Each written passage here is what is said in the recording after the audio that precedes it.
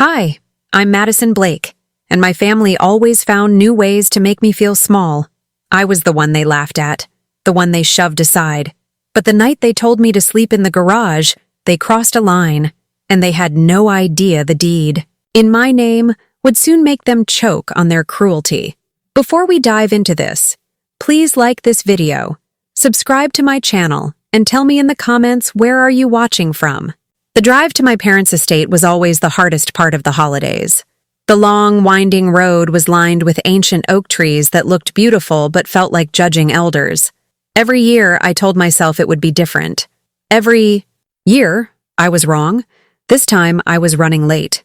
A deal at the finance firm where I worked had gone into overtime, and I'd had to stay to see it through. I hadn't even had time to change out of my simple work trousers and blouse. I pulled my modest sedan behind my sister Claire's brand new luxury SUV, a Christmas gift she'd received a week early. Taking a deep breath, I walked up to the heavy oak door and let myself in. The warm air inside smelled of pine needles and roasting turkey. Laughter spilled out from the grand dining room. When I stepped into the doorway, the laughter paused. All eyes turned to me. My mother, dressed in a sparkling evening gown, looked me up and down. Her smile was tight. "Madison, you finally made it. We were about to start without you." My sister, Claire, sipped her wine and smirked. "Working late again, Maddie? Couldn't afford to take the day off?" She gestured to my simple clothes. "Or is that your holiday best?" A few of our cousins snickered. I felt a familiar heat rise in my cheeks, but I kept my voice even. "The project ran late. It's good to see everyone." My father, standing at the head of the table, cleared his throat. He had a way of looking at me that made me feel like a disappointing investment. "You didn't bring anything?" Claire brought a case of French champagne. I held up the bottle of wine I'd managed to grab on my way out of the city. "I brought this." He waved a dismissive hand. "Put it in the kitchen. We have better." The humiliation was a heavy cloak, and I wore it through the entire dinner. Every comment was a subtle jab, every laugh a reminder of my place.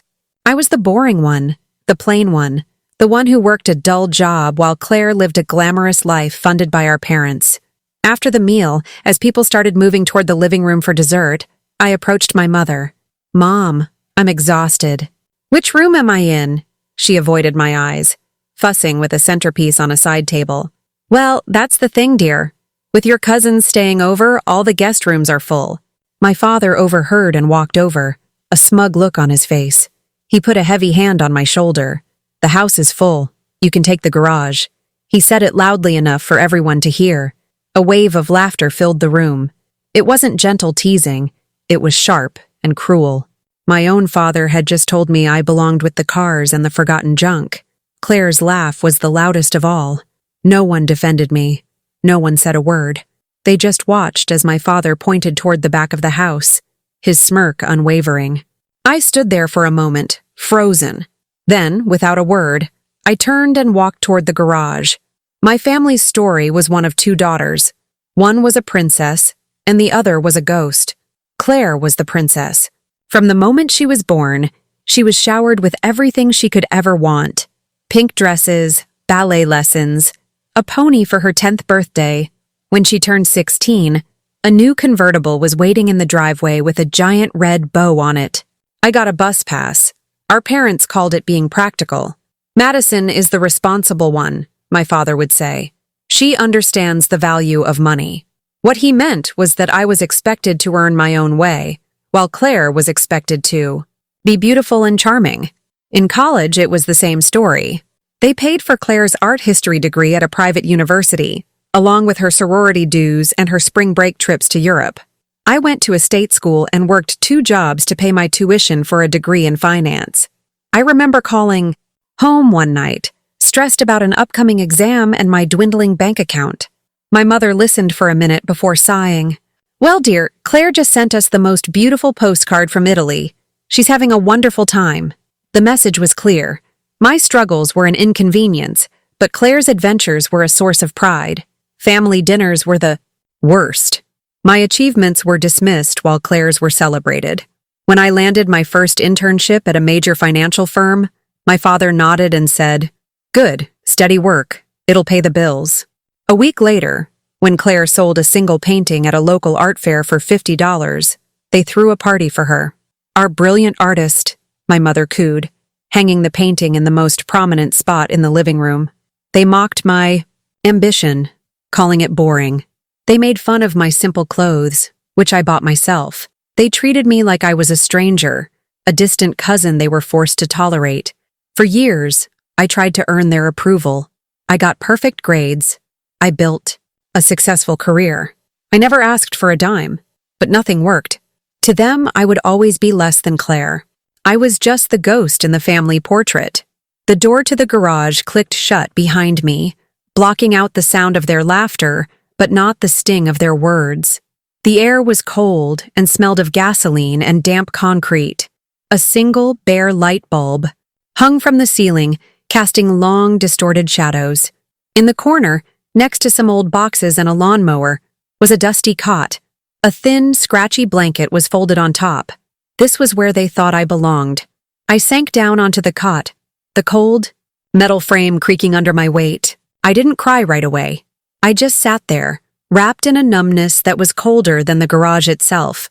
I could hear their muffled voices through the walls, the occasional burst of laughter. They were in the warm house, drinking champagne and eating cake, without a second thought for me. A few minutes later, the door opened. It was Claire. She leaned against the doorframe, holding her wine glass. She didn't look sorry for me. She looked pleased. "Just wanted to see how you were settling in," she said, a cruel little smile playing on her lips. She looked around the garage, at the dusty tools and the cobwebs in the corners. "It suits you." She turned and left, closing the door firmly behind her. That's when the tears came. They weren't loud, sobbing tears. They were hot, silent. Tears that burned my eyes and traced cold paths down my cheeks. I lay down on the cot and pulled the thin blanket over me, curling into a ball. Every cruel word, every dismissive glance, every time I had been made to feel small and worthless, it all came crashing down on me in the dark, cold garage. They didn't just dislike me. They enjoyed my pain. They got a thrill out of humiliating me. The sound of their party continued, a distant reminder of the world I wasn't welcome in. I lay there, shivering, and the hurt began to harden into something else. It was a cold, quiet anger, a resolve that settled deep in my bones. I whispered it to the darkness, to the spiders, and the forgotten things. "They think I'm nothing." My voice was barely a tremor in the cold air. "They don't even know whose name is on the estate they're bragging about." In that moment, lying on a cot in the garage of the house they thought was theirs, I knew what I had to do. The time for being their ghost was over. It started with my uncle, my father's younger brother, James. He was the black sheep of the family, an investor who saw things differently. While my father focused on appearances and status, Uncle James focused on substance. He was quiet and observant, and he was the only one who ever really saw me. When I was in college, struggling to balance my studies and my jobs, he called me. "I heard you're studying finance," he said. "Smart girl.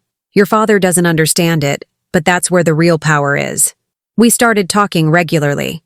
He taught me about investing, about real estate, about how to make money, work for me.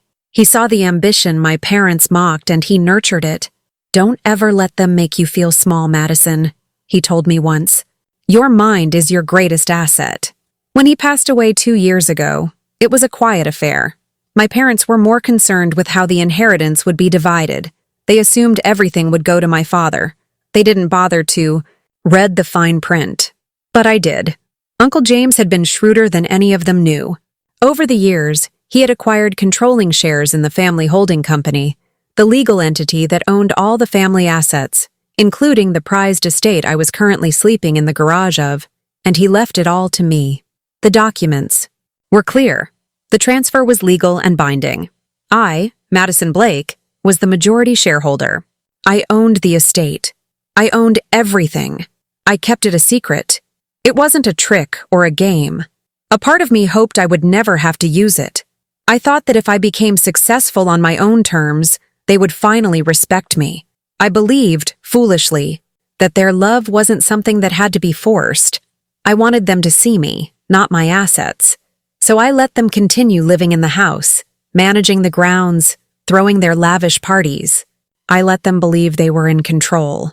I paid the property taxes from a trust account Uncle James had set up, and I handled the legal paperwork through his lawyer. They were so consumed with their own lives that they never noticed. They never bothered to look at the paperwork. They just assumed it was all theirs, just as they had always assumed I was theirs to push around. But as I sat there in the freezing garage, the cold seeping into my bones, I realized my hope was a fantasy. They would never change. They would never respect me. They saw kindness as weakness and silence as submission. My quiet success meant nothing to them because they refused to see it. Lying on that cot, I made a decision. I wasn't going to fight them on their terms. I wouldn't scream or cry or cause a scene. I was going to use the truth. The power my uncle gave me wasn't meant to be hidden forever. It was a shield, and it was time to finally raise it, I whispered, into the cold air, a promise to myself and to the memory of the one person who believed in me. It's time they learn the truth. The next morning, I was the first one awake. I found a small bathroom off the kitchen, took a hot shower, and changed into the nicest outfit I had packed, a simple but elegant dark blue dress. I brushed my hair until it shined and looked at my reflection in the mirror. The puffy, tired eyes were still there, but beneath them was a new kind of calm. I went back to my car and retrieved the leather folder from my briefcase. Inside were the documents, the deed, the share certificates, the proof of ownership. I held it tightly as I walked into the dining hall. They were all there, gathered around the large table, eating breakfast and laughing. The moment I walked in, the conversation stopped. Then my father chuckled. "Well, look who's here," he said, not bothering to hide his contempt. "Sleep well in the garage?" Claire snickered into her orange juice. "Don't get oil on the good chairs, Maddie." I didn't say a word. I walked calmly to the head of the table, the seat where my father always sat. I placed the folder down on the polished wood. The sound was soft, but it echoed in the sudden silence. Everyone stared at me, then at the folder. My father's smile faltered. "What is this?" I opened the folder and slid the top document across the table toward him. It was the estate deed. My name was at the top, clear and undeniable. Madison Blake, sole legal owner. A collective gasp went through the room. My mother's hand flew to her mouth. Claire went pale, her fork clattering against her plate. My father picked up the paper, his hands trembling slightly. He read it, then read it again. His face, which had been so full of mockery just moments before, was now a mask of disbelief. This can't be right," he stammered, his voice cracking. "This is a mistake, a forgery." I looked him directly in the eye. My voice was quiet, but it carried across the silent room. "It's not a mistake. It's been mine for 2 years. Uncle James left me his controlling shares. You just never bothered to ask." I didn't raise my voice. I didn't need to. The truth was a bomb that had just detonated in the center of their perfect little world. My father sank back into his chair, the deed slipping from his fingers. My mother just stared at me, her eyes wide with a confusion that was slowly turning to horror. Claire looked like she had seen a ghost. The silence was the most beautiful sound I had ever heard. For the first time in my life, I had their complete and undivided attention. No one was laughing, no one was whispering. They were all looking at me, waiting to see what I would do next. The power in the room had shifted so completely it was almost a physical force. I didn't scream at them. I didn't list all the ways they had hurt me. I didn't gloat. The satisfaction I felt was cold, clean, and quiet. "Things are going to change," I said, my voice steady. "You can all stay here for now. You are my guests." I let that word hang in the air. Guests. But the mockery ends today. The disrespect is over.